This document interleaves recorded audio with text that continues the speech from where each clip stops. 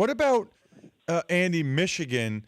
I guess my question with them is, they had 11 guys drafted last year. They had 20-some guys at least get into an NFL camp. I mean, they've been loaded the last couple years, but it doesn't really feel like John Harbaugh and the Wolverines have won a big game.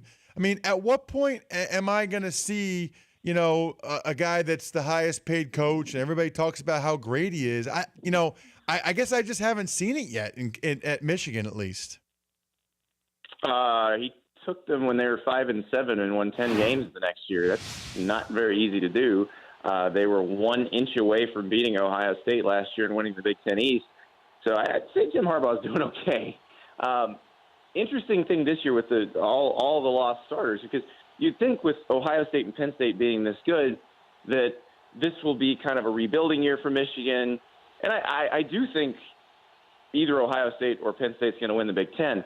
But I don't think Michigan's going to drop off as much as people think. Because remember, Jim Harbaugh was doing all this with Brady Hoke's recruits.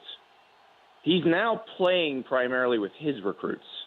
These are the guys, when he had it, if he wrote down his vision for the program, this is what I want my defensive end to look like. I want him to look like Rashawn Gary.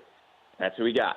So I think they're not going to drop off quite as much as people think because the talent level there was already pretty high. And a lot of these guys did play a lot of snaps last year.